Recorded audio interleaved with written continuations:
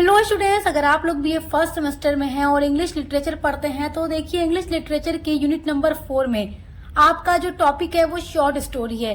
तो आज की वीडियो में हम the last leaf short story का की पॉइंट्स समझने वाले हैं। की पॉइंट्स का मतलब कि इस स्टोरी से क्या क्या चीजें इंपॉर्टेंट हैं आपके एग्जाम के लिए।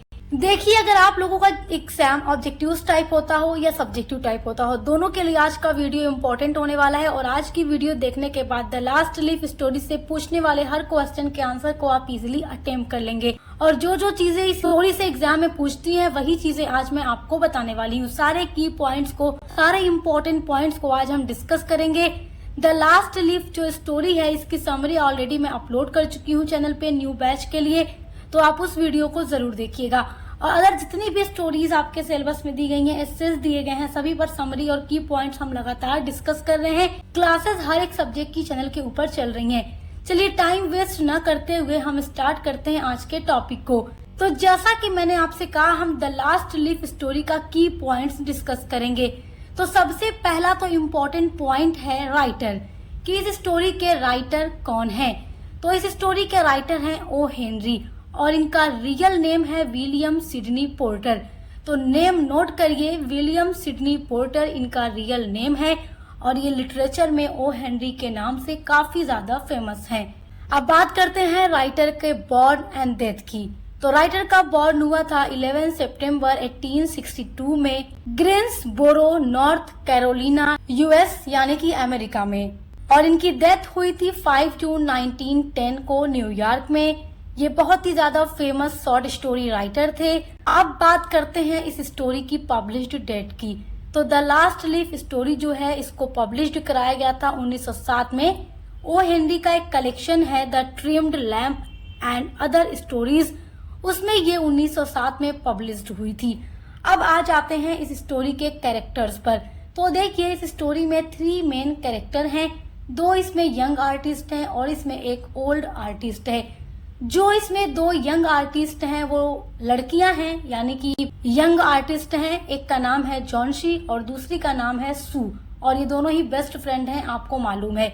और जो थर्ड मेन कैरेक्टर है वो ओल्ड यानी 60 साल का बूढ़ा आदमी है जिसका नाम बेहरमैन है। ये चीजें अब हम समझ गए हैं। अब बात करते हैं स्टोरी की सेटिंग कहाँ रखी गई है। सेटिंग का मतलब कि किस जगह पर ये स्टोरी सेट की गई है। तो देखिए, जो द लास्ट लीफ स्टोरी है वो सेट की गई है अमेरिका का एक विलेज है ग्रीनविच विलेज, वहां पर ये स्टोरी सेट की गई है।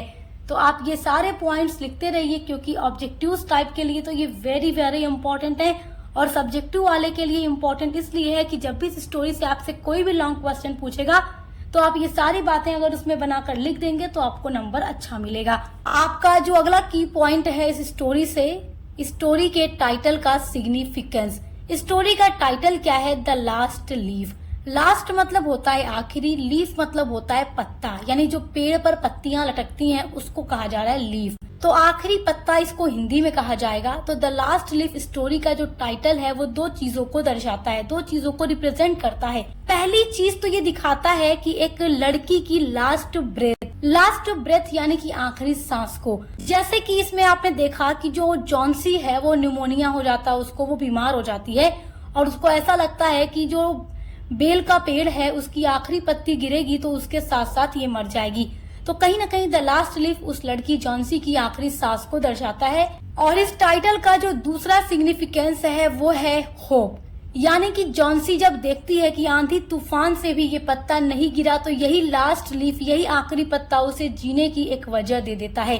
तो कहीं ना कहीं इस टाइटल का 2 सिग्निफिकेंस निकलता है। पहला तो the last breath and second hope, यानी कि जॉन्सी को लास्ट लीफ लटकते हुए पेड़ पर ये यकीन हो जाता है कि वो मरने के बारे में जो सोच रही थी वो बिल्कुल गलत है। यही आखिरी पत्ता, यही लास्ट लीफ उसे जीने की उम्मीद देता है और वो धीरे धीरे अच्छी हो जाती है। तो द लास्ट लीफ टाइटल का सिग्निफिकेंस भी आप समझ गए, जो कि एग्जाम के लिए इम्पोर्टेंट है। अब बात करते हैं द लास्ट लीफ स्टोरी का मेन थीम क्या है। तो देखिए, इसमें बहुत सारी थीम है।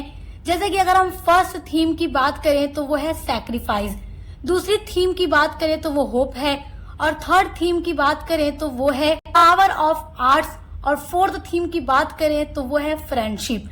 अब जो फर्स्ट थीम मैंने आपको बताई थी सैक्रिफाइस, तो देखिए जो 60 साल का बूढ़ा आदमी था वेहरमैन, उसने अपने लाइफ में कभी भी मास्टरपीस पेंटिंग नहीं बनाई थी कि वो भी एक आर्टिस्ट था। तो जब वो देखता है कि जॉन्सी जीने की सारी उम्मीदें छोड़ चुकी है, तो वो आंधी तूफानी रात में घर से बाहर निकल के जब वो आखिरी पत्ती पेड़ से गिर चुकी थी, तो वहीं उस दीवार पर एक ऐसी पत्ती क्रिएट करता है, बनाता है, पेंट करता है जो देखने में एकदम रियल लग रही थी। और अगले दिन जॉन्सी जब उसको देखती है तो उसे जीने की उम्मीद मिलती है कि आंधी तूफान में जब ये पत्ता नहीं गिरा तो इसका मतलब वो मरेगी नहीं, वो अभी जिंदा रहेगी और ठीक हो जाएगी।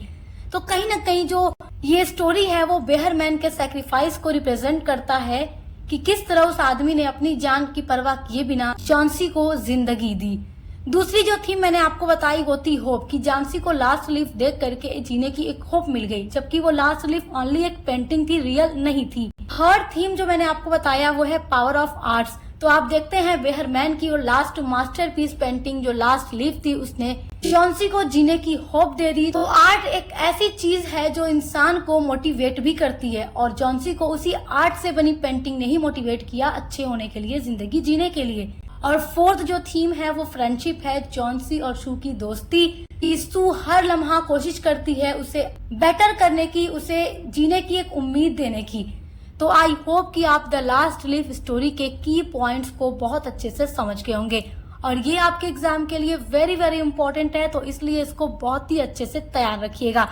इसी तरीके से हम आपके हर एक स्टोरी, हर एक टॉपिक पर वीडियोस लेकर आ रहे हैं, तो आप चैनल को सब्सक्राइब जरूर कीजिएगा। एग्जाम के लिए महामैराथन क्लास, महासंग्राम क्लास, मॉडल पेपर सब कुछ आपको प्रोवाइड कराते हैं। तो अब मिलते हैं अगली वीडियो के साथ।